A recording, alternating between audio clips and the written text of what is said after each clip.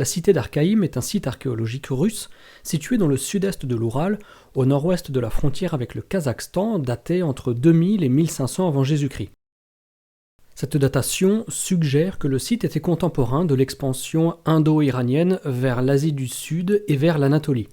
Le mystérieux site fut découvert par des archéologues en 1987, c'est très récent, dans le cadre de travaux et études menés pour la construction d'un réservoir de barrage. En effet, il fallait s'assurer qu'aucun site de valeur ne se trouve dans la région. C'est tout à fait logique. Auparavant, plusieurs autres sites archéologiques avaient déjà été repérés, mais sans donner lieu à des découvertes intéressantes. Ces sites seront alors considérés comme sans intérêt et prêts à être inondés au même titre qu'Archaïm. Heureusement, après 2 ans de lutte acharnée, le Conseil des ministres de la Fédération de Russie déclare la zone comme aire protégée en raison de sa valeur historique. Au cours des mois suivants, précipité par l'effondrement du bloc soviétique, le Conseil des ministres déclare officiellement l'annulation du projet de réservoir et fait d'Archaïm un musée historique et géographique. La découverte fut faite lorsque les archéologues repèrent des talus, de forme un petit peu étrange, au milieu de la steppe.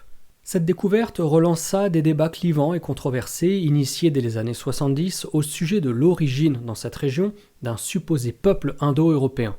Dans la décennie qui a suivi la découverte d'Archaïm, plus de 20 autres sites similaires, circulaires ou rectangulaires, beaucoup d'aires, ont été découverts dans le sud de l'Oural. Tous sont datés entre 1800 et 1600 avant Jésus-Christ. Cette vaste zone a été surnommée par les archéologues le pays des villes fortifiées et s'étend sur une superficie d'environ 60 000 km, soit la superficie environ de la Croatie ou de la péninsule du Sinaï en Égypte. Plus récents de quelques centaines d'années, certains de ces sites présentent des vestiges mieux conservés et plus impressionnants que ceux visibles à Archaïm, même si ce dernier est plus connu du grand public en raison de la médiatisation dont il a fait l'objet quand les archéologues luttaient pour sa sauvegarde. Malheureusement, sa réputation peine encore à dépasser les frontières de la Russie.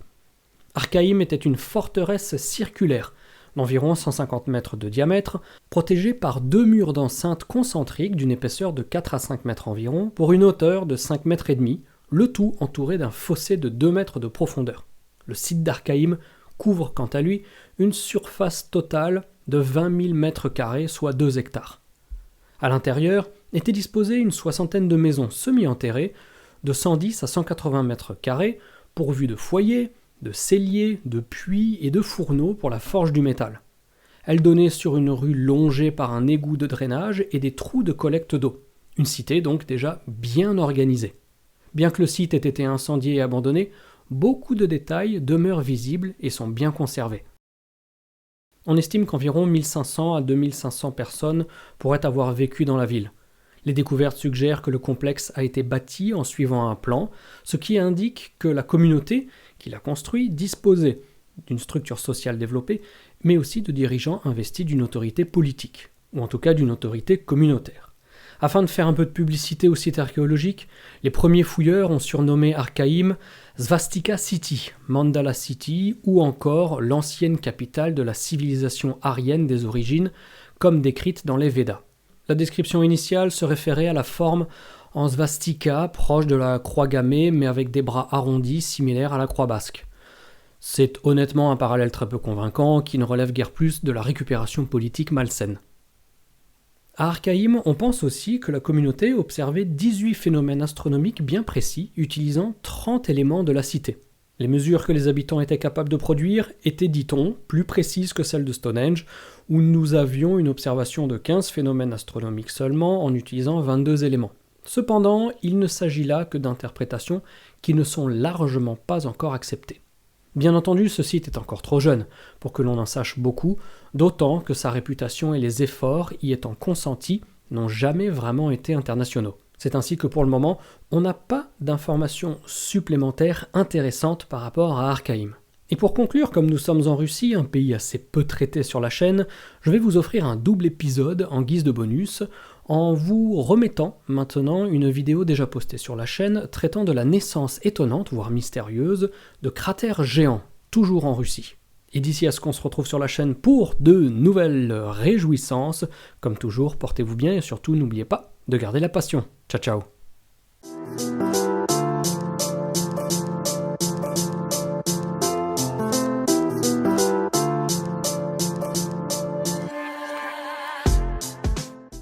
Saviez-vous que les Mayas utilisaient les cénotes pour leurs rites ? Encore faut-il définir ce qu'est une cénote et comment elle se forme. Eh bien, c'est le sujet de la vidéo du jour. Que se cache-t-il derrière les dolines ou les cénotes, ces cratères mystérieux qui se forment soudainement et laissent perplexes ? Vous verrez que parfois les explications sont aussi simples, que les caractéristiques sont impressionnantes, et que dans d'autres cas, les esprits scientifiques fument encore dans la recherche d'explications. Tout récemment, le Huffington Post a mis une vidéo sur YouTube, sur leur chaîne, concernant des grands trous qui engloutissent des maisons creusées par la sécheresse et qui se multiplient ces dernières années dans les plaines de Turquie, suscitant l'inquiétude croissante des agriculteurs qui les voient se rapprocher de leurs habitations. Je me suis dit que ce serait l'occasion en or de rebondir sur cette actualité et d'étendre un petit peu le débat pour vous présenter tout ceci en détail. Ces cratères, c'est ce qu'on appelle des dolines, et elles se multiplient depuis 10 ou 15 ans, et elles sont la conséquence de la surexploitation des nappes phréatiques.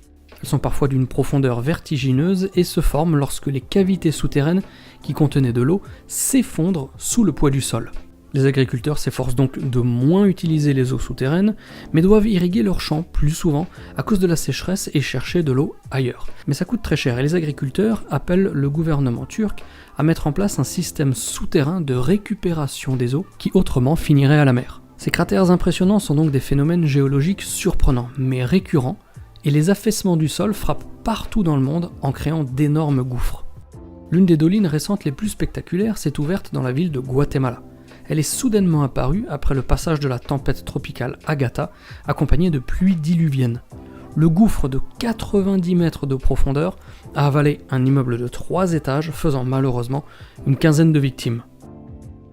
Et c'est la même chose qui est arrivée en Louisiane, quand les arbres d'un marais ont été happés par une doline. La formation rapide de ces sinkholes, comme les appellent les Anglais, n'est pas vraiment un mystère pour les géologues qui distinguent deux causes évidentes, la nature et l'homme. Dans les zones urbaines, les dolines peuvent être provoquées par une rupture des canalisations d'eau enterrées sous la chaussée. On a vu un exemple de ce phénomène en 2015 en Corée du Sud, lorsqu'une caméra de surveillance a capté le moment précis où le trottoir s'est dérobé sous les pieds de 2 passants. Ces effondrements de terrain peuvent donc se produire partout dans le monde, à n'importe quel moment. Dans certains cas, le lien avec l'activité humaine est flagrant, comme par exemple l'exploitation minière, parfois à l'origine de ces cavités gigantesques, comme en Russie, à Solikamsk, où le plus grand gisement de potassium a vu apparaître une doline mesurant dorénavant 125 mètres de diamètre pour 75 mètres de profondeur, et ce, en plein centre du village minier.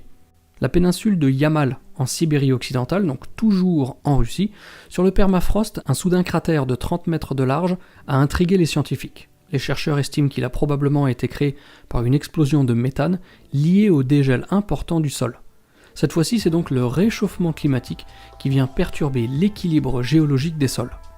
Au Proche-Orient, les rives de la mer Morte souffrent elles aussi de l'exploitation intensive de ces eaux. La conséquence, c'est que nous trouvons des milliers de dolines qui colonisent les alentours alors que le niveau de l'eau de la mer Morte n'a jamais été aussi bas. Mais dans d'autres cas, ces dolines peuvent prendre des formes absolument fantastiques.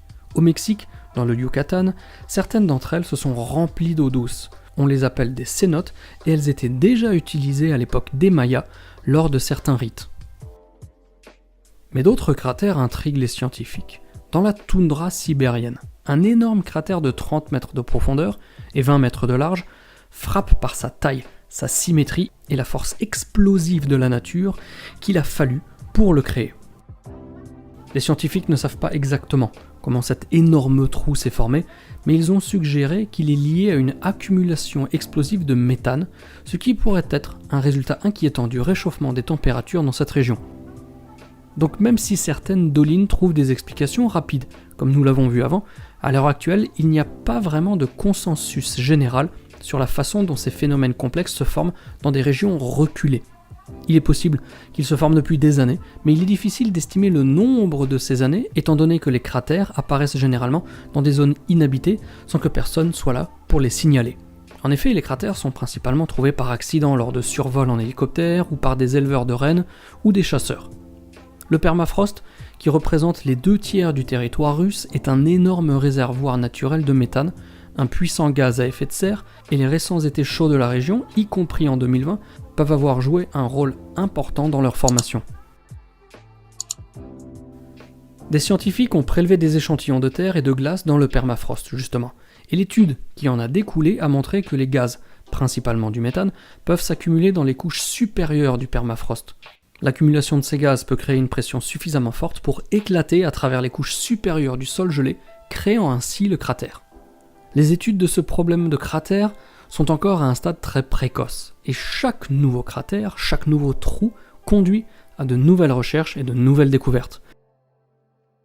Avec l'étude d'un autre cratère, appelé Erkuta, toujours en Russie, le modèle des scientifiques a suggéré qu'il s'est formé dans un lac asséché, possédant probablement ce qu'on appelle un sous-lac, une zone de sol non gelée qui a commencé à geler progressivement après que le lac se soit justement asséché, augmentant le stress qui a finalement été libéré dans une puissante explosion, une sorte de volcan de glace, c'est ce qu'on appelle le cryovolcanisme. Le cryovolcanisme, lui aussi, est encore un processus mal étudié. Il constitue une menace potentielle pour l'activité humaine dans l'Arctique et il faut étudier en profondeur comment les gaz, en particulier le méthane, s'accumulent dans les couches supérieures du permafrost et quelles conditions peuvent amener des situations extrêmes d'explosion. Ces émissions de méthane contribuent également à l'augmentation des concentrations de gaz à effet de serre dans l'atmosphère et le changement climatique lui-même pourrait être un facteur d'augmentation du cryovolcanisme. On serait donc face à une sorte de cercle vicieux, mais c'est encore quelque chose qui doit être étudié pour pouvoir être démontré. Marina Libman, une experte russe du pergisol, l'autre nom du permafrost, faisait partie d'une équipe de chercheurs qui ont analysé 5 cratères à l'aide de données de télédétection et d'études du terrain. Les chercheurs ont découvert que les cratères étaient tous situés sur des pentes douces, qu'ils avaient tous une partie inférieure cylindrique avec un diamètre d'ouverture d'environ 20 à 25 mètres de large. Les explosions ont toutes éjecté de la glace, laissant ces énormes trous.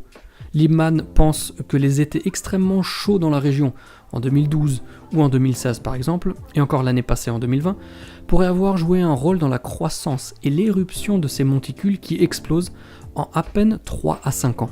Elle a déclaré que le méthane s'accumule dans une couche de sol non gelée parce que ça ne gèle jamais à cause de sa teneur en sel, et qui agit comme un piège.